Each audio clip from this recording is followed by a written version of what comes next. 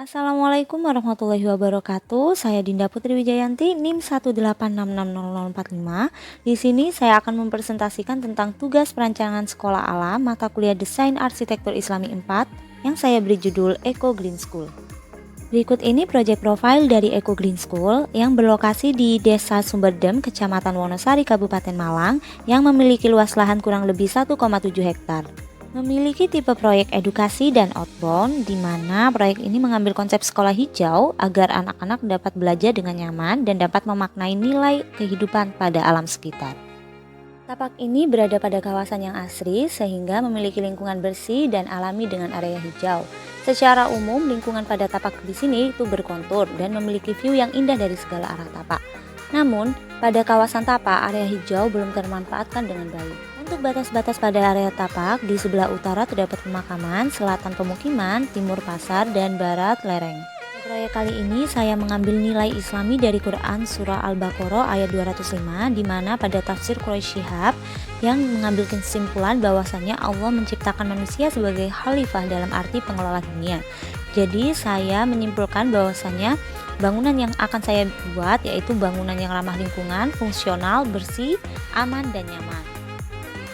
Save Nature for Earth, di mana selamatkan alam untuk bumi. Dari tagline ini saya menjadikan acuan bahwasannya untuk selamatkan bumi, manusia perlu menjaga alam sekitar. Berikut pengaplikasian pada rancangan, mulai dari nilai ramah lingkungan, nilai keamanan, dan kenyamanan. Terlihat dari site, tapak ini memiliki 4 macam kelerengan kontur yang beragam. Yang pertama kontur datar, kedua kontur landai, ketiga kontur curam, keempat kontur sangat curam. Pada olah tapak di sini terdapat bagian-bagian yang akan di-cut dan fill. Untuk peletakan tata masa bangunan, yang pertama terdapat gedung kantor dan administrasi, yang kedua gedung sekolah MIPA, yang ketiga gedung sekolah IPS dan bahasa, yang keempat gedung serbaguna, dan yang kelima masjid. Selanjutnya masuk pada olah bentuk bangunan berdasarkan pada kondisi tapak. Yang pertama, bentuk dasar ini mengikuti pada area tapak. Agar bangunan ini memiliki satu kesatuan terhadap bangunan yang lain, maka menutup view pada area utara, yakni view tempat pemakaman, dan memberi jarak antar massa sebagai jalur sirkulasi angin dan pencahayaan. Berikut ini key plan dan selubung bangunan. Untuk bangunan yang pertama, dengan tinggi menjulang melebihi bangunan sekolah, menjadikan bangunan ini sebagai bangunan pusat. Untuk bangunan yang kedua dan tiga, menggunakan atap miring karena dapat mengalirkan air hujan dengan maksimal. Yang keempat, untuk bangunan serbaguna, bangunan ini diberi pintu kaca tembus pandang agar memberi kesan luas pada bangunan. Dan yang terakhir pada bangunan masjid, menggunakan roster batu bata. Berikut ini konfigurasi dari bangunan 1 dan bangunan 2 dan masuk pada bangunan ketiga dan keempat, di mana terdapat gedung pendidikan IPS dan bahasa dan bangunan serbaguna yang terdapat beberapa ruang di dalamnya. Kemudian masuk pada bangunan kelima, di mana bangunan masjid yang terdapat menara masjid, ventilasi batu bata dan ruang ibadah, kemudian toilet dan tempat barang-barang masjid. Berikut masuk pada sistem utilitas air, di mana terdapat sistem air bersih dan air kotor yang dibedakan dari keterangan warnanya, yang oranye untuk sistem air bersih dan yang merah untuk sistem air kotor. Kemudian ini sistem utilitas air pada bangunan ketiga, 4, dan 5. Pada struktur bangunan ini, semua bangunan menggunakan pondasi yang sama, yakni pondasi cakar ayam dan batu kali. Untuk bangunan yang pertama menggunakan atap dak beton, dan bangunan kedua dan tiga menggunakan atap miring.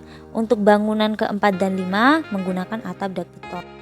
Berikut konsep dasar yang memiliki unsur pengaplikasian pada warna, material, ruang, dan bentuk. Masuk pada konsep tapak, di sini terdapat zoning di area-area tertentu. Pada area gedung kepala sekolah dan SAP, di sini terdapat pemberian air mancur dan beberapa vegetasi, dan lapangan ini dapat difungsikan sebagai lapangan upacara sekaligus lapangan olahraga. Kemudian pada area gedung pendidikan, di sini pemberian taman di sekitar akses jalan menuju gedung ini berfungsi sebagai resapan air. Pada area parkir, memanfaatkan kontur dengan membangun area parkir dengan sistem panggung.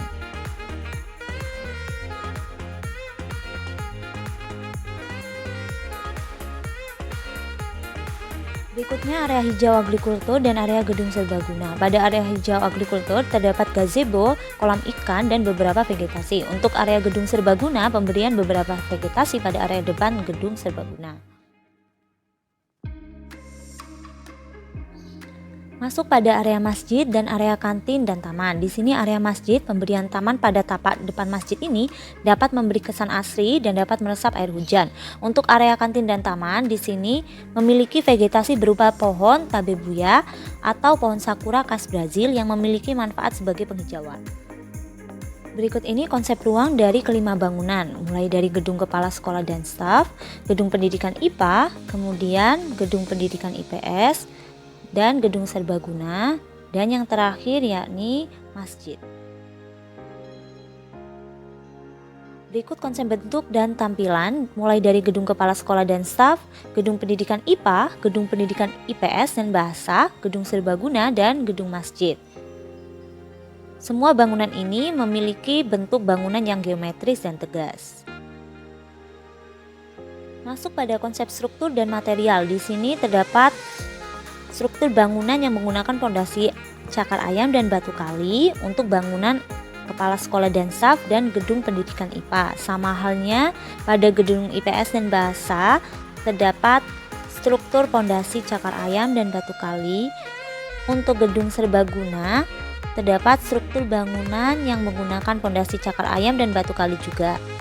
Pada area masjid di sini gedung ini menggunakan struktur bangunan yang sama, yakni pondasi cakar ayam dan batu kali dan penggunaan atap dan beton. Pada konsep sistem di sini terdapat sistem utilitas air bersih kawasan, sistem utilitas air hujan kawasan, sistem utilitas air kotor kawasan, hingga sistem utilitas listrik kawasan. Masuk pada konsep yang terakhir yakni konsep lanskap, di mana pada area agrikultur dan area antara gedung serbaguna dan masjid terdapat beberapa gazebo, lampu pengarah jalan hingga lampu taman. Kemudian terdapat beberapa vegetasi yang berada pada area tersebut.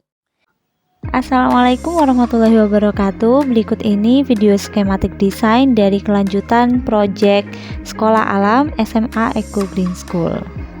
Membawa konsep Save Nature for Earth, di mana selamatkan alam untuk bumi, membuat kawasan ini didominasi dengan kawasan hijau.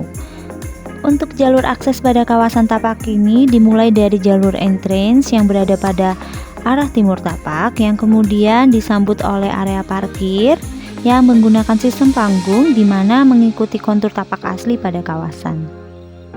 Berikut ini merupakan gedung pendidikan IPA, di mana menggunakan sistem atap miring, kemudian disambut oleh gedung kepala sekolah dan staf yang memiliki dua sisi, baik depan maupun belakang, dan berdekatan dengan gedung pendidikan IPS dan bahasa dengan sistem atap miring.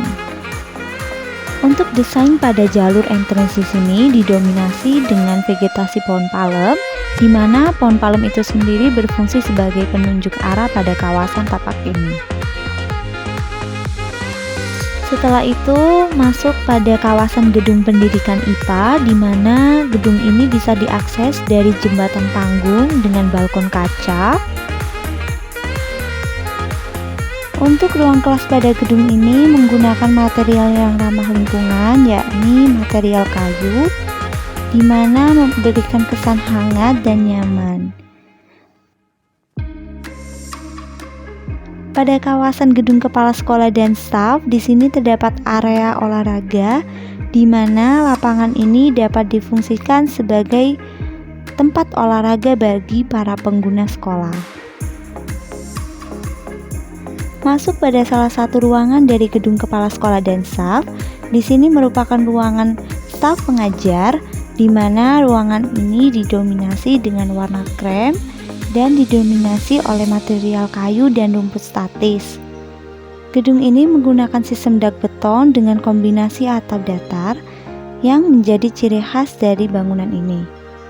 Kemudian masuk pada kawasan gedung pendidikan IPS dan bahasa. Gedung ini memiliki bentuk dan fasad yang sama dengan gedung pendidikan IPA, di mana gedung pendidikan saling berhadapan. Berikut merupakan ruangan laboratorium bahasa yang didominasi dengan warna soft, di mana para pengguna dapat merasakan kenyamanan dan ketenangan. Untuk jalur pedestrian di sini didominasi dengan beberapa vegetasi sebagai pengarah jalan. Berikut ini merupakan gedung serbaguna dan masjid, yang dapat diakses melalui tangga yang mengikuti kontur pada tapak asli kawasan ini. Menggunakan roster bata menjadi ciri khas dari bangunan ini.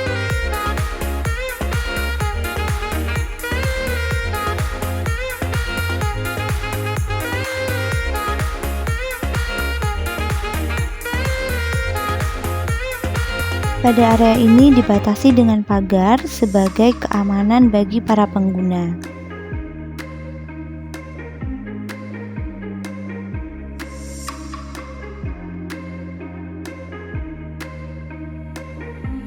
Masuk pada area agrikultur, di mana untuk menuju area ini dapat diakses melalui tangga yang mengikuti bentukan kontur dari tapak asli. Pada area agrikultur di sini menggunakan sistem terasering yang memberi kesan asri dan damai. Kemudian di sini juga terdapat beberapa kolam ikan dan beberapa gazebo yang dapat dimanfaatkan oleh para pengguna sebagai tempat beristirahat maupun sekedar melihat view yang ada pada sekitar tapak.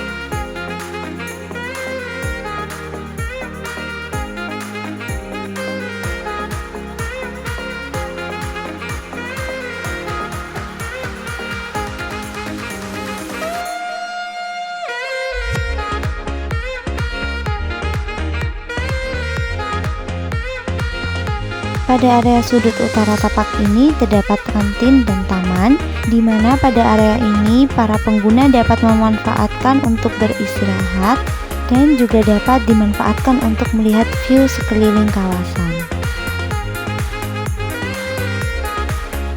Baik, itu saja yang dapat saya sampaikan. Terima kasih. Wassalamualaikum warahmatullahi wabarakatuh.